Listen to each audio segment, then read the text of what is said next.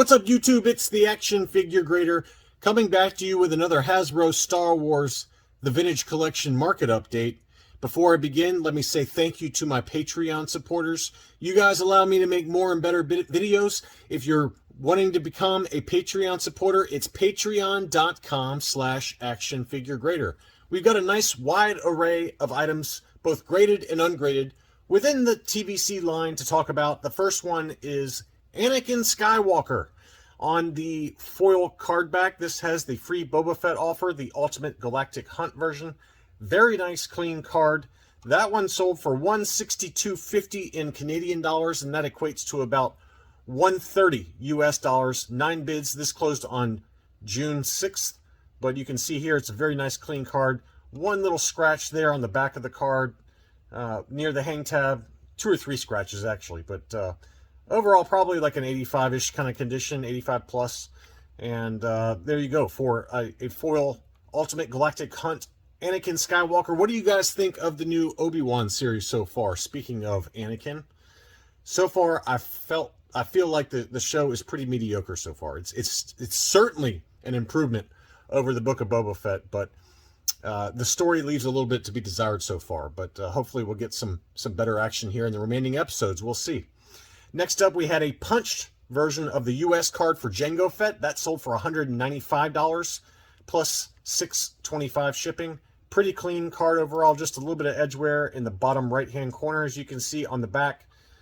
Probably 85-ish condition. And that one, I'm sorry, that one also did include VCO9. VCO9, the reissue for Boba Fett. So you had two cards there that were included in that sale. Father and son, so to speak. Next up, we had a punched version of VC48, the Weequay in his Skiff Master outfit. Very nice, clean card, but it was punched. And here's the back of the card. This had the warning label on the bottom of the back, and this would be like the European card back. Tougher to find this one. Usually there's a big sticker that goes over the entire back of the card, but occasionally you'll see these pop up that have just the warning at the very, very bottom.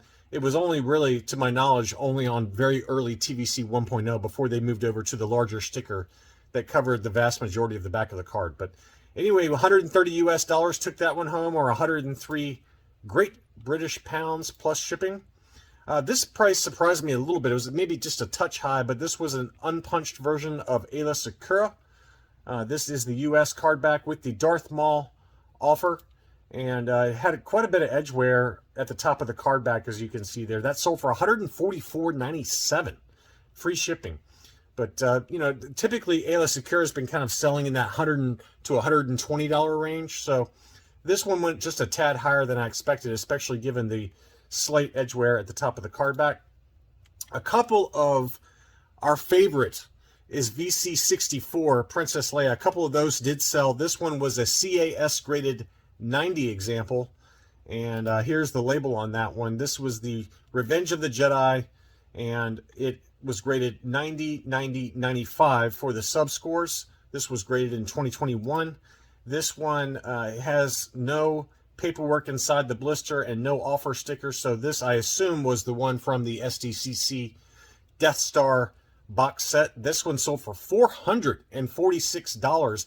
This is actually a little bit lower than some of the AFA graded examples that we've covered earlier this year, but it's still holding strong. This is just a very desirable figure right now. Probably one of the hottest in terms of the TVC 1.0 line. Probably one of the hottest in terms of price point. Here was another one that sold. This was another Revenge of the Jedi unpunched example, but as you can see here, the card back was pretty creased. It had a pretty major crease going on right here. A lot of edge wear on the left-hand side, minor edge wear down here in the bottom, as well as a pretty significant color-breaking crease in the upper right-hand corner near the warning label. That one sold for 280 Great British pounds, or roughly $352. So, you know, to get one that was graded 90 by CAS versus for $446 versus this one that sold for $352. I'm taking the graded one all day long. So I think this one will kind of go down as an overpay, in my opinion. Here was a punched example for Panda Boba, Walrus Man. And as you can see, it's got the warning. It looks like it actually has 2 stickers covering up the warning label on the upper right-hand corner. And then on the back, it's kind of a weird hybrid. I don't know. This one says it's distributed by New Zealand, Hasbro NZ on the back of the card back. So this was down in Australia. So kind of an interesting card back that I don't know if I've ever seen before. Well, you know, I take that back. It's got Hasbro Canada. Is this the Canadian? I don't know. It's an interesting one. It's got the English language, so it's not the Canadian card back. But it has 2 warning stickers. It's got a 4+ warning sticker in their upper left-hand corner, and it looks like 2 blacked out warning stickers on the upper right-hand corner. A little crease there above the hang tab, and then in the bottom on the back it has Hasbro Canada, Hasbro Pawtucket in Rhode Island, and then the Australian address as well. So I don't know what card back this is. You guys can maybe fill me in, but I mean, it looks like the U.S. card back, but the U.S. card back typically does not have these blacked out stickers on there. But anyway, just an interesting one that, you know, it might just be some kind of weird hybrid or some kind of one-off, but that one did sell for 70 pounds or about $90 US. Another one with the stickers on the front that we just talked about. This is Princess Leia Sandstorm, another one that continues to go up in value. And this one had a little bit of bending in the lower left-hand corner, very slight edge wear all the way around. And on the back, it did have this sticker. So you know, it's potentially that this one, especially given that it was in the UK. Yeah, this one was over in the UK. So it's potentially someone took the sticker off the back of the card back, the warning sticker with all the multi-language warnings like this one has. So that's probably what it is. But anyway, that one sold for 110 Great British pounds or about 140 US dollars. That Princess Leia Sandstorm continues to go up in value. And as we've talked about in past videos, I think it's just a factor of VC64, the slave Leia outfit, slave outfit Leia. I can't talk. Given that one is kind of reaching a new level of price point that maybe has priced out a lot of collectors, people are turning to the Sandstorm outfit version of Leia and buying that one. So that's kind of jumping that price up. Next up was a U.S. card back with the Darth Maul offer for Star Killer, Vader's Apprentice, the Star Wars expanded card. This one was punched, but very clean overall. And that one sold for $142.50 at auction plus $10 shipping. Here's the back of the card back, but a very clean VC 100, even though it was punched. Here was an unpunched Shade Vizsla. This one sold for $200 roughly, or 250 Canadian. And that one doesn't seem to have been affected too much by the reissue announcement so far. It's kind of been hovering in that $250 to $300 price point. And here was an interesting one. This one was a graded Ahsoka, U.S. card back, unpunched. It was graded 9.0 on the modern scale by AFA. And as we've talked about in a couple of videos, this one kind of reached a price peak of about, let's call it $1,700 to $1,800. And then the reissue announcement hit, and it really dropped the price back down a little bit. This one sold for $909 though, so it's, you know, it's still much higher than the very bottoms we saw for ungraded, unpunched original issue Ahsokas, which were kind of 300-ish.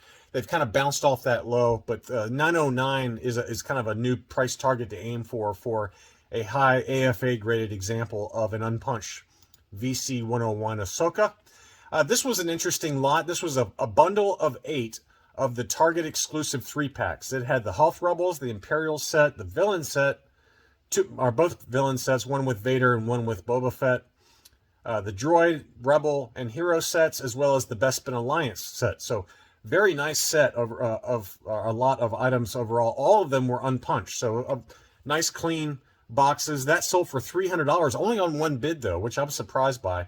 $30 shipping, so $330 for 8 different Target exclusive 3-packs. I think that was a pretty great deal overall.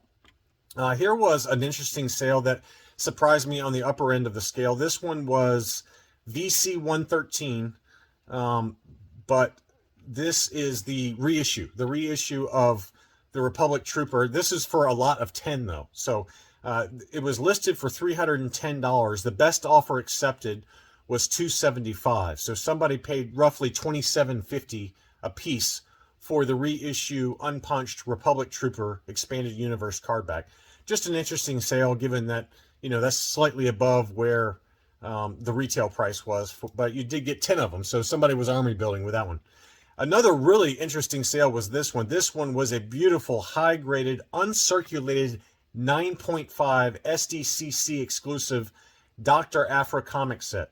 What a gorgeous item. 9.5 uncirculated is very difficult to get, especially for these 3-packs that are notorious with all the different box angles and things like that.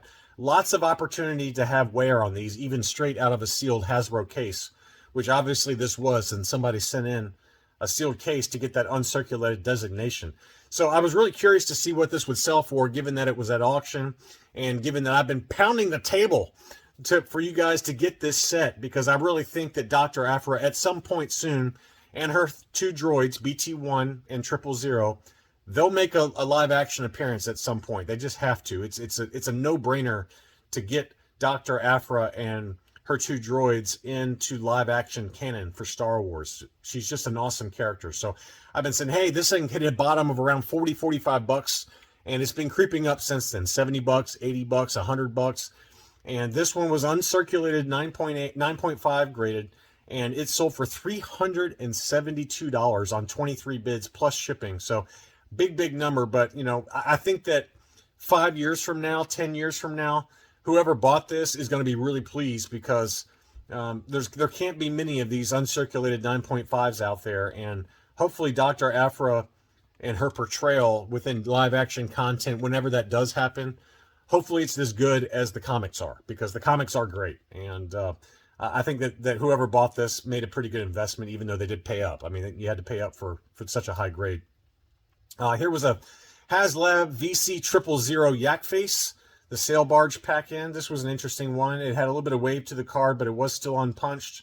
The front of the card looked fairly clean, not much scraping going on there around the hang tab, which sometimes you do see from the printing process.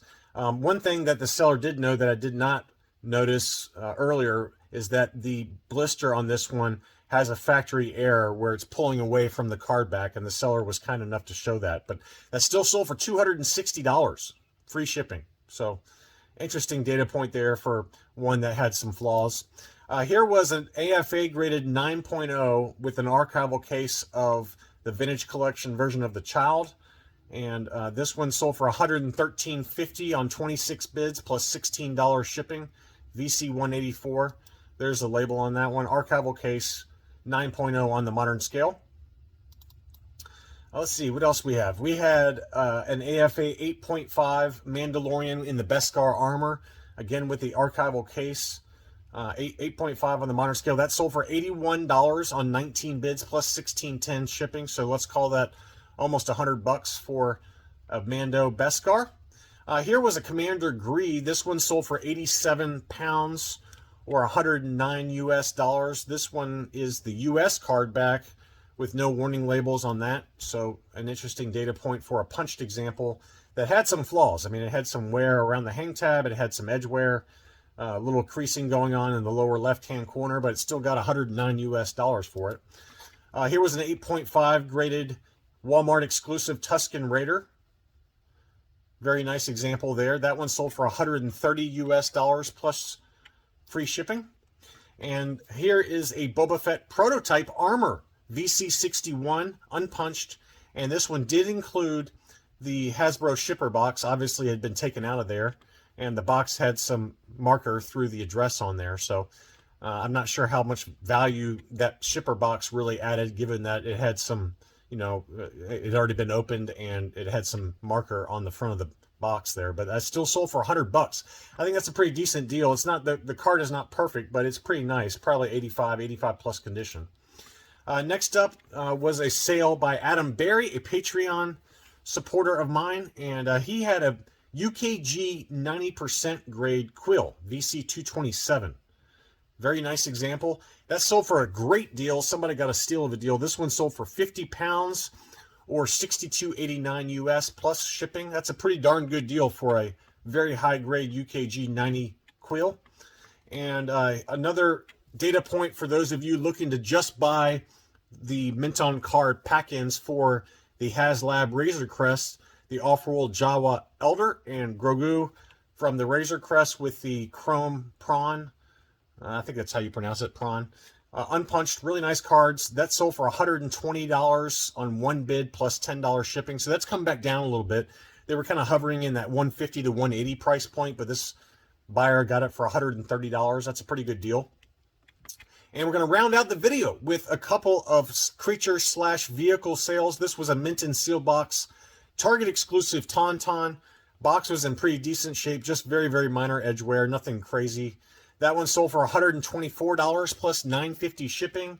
And then finally, we had the Kmart exclusive ATST Scout Walker with the Return of the Jedi card, Return of the Jedi packaging. And that one sold for $170 on free shipping. So a couple of data points there if you're looking to round out your collection with a creature / vehicle. Mint and sealed box. So that's all I really had for this video. I didn't really see anything too crazy on the upper or lower end of the price point. It seems like the vintage collection's kind of in a holding pattern right now with prices. Nothing dramatically different than what we've seen in some of the past market updates for the vintage collection. If you're new to the channel, welcome. Please consider subscribing. To all my existing subscribers, and again, also a big thank you to my Patreon supporters. You guys allow these videos to happen. Thanks again, and I'll be back soon.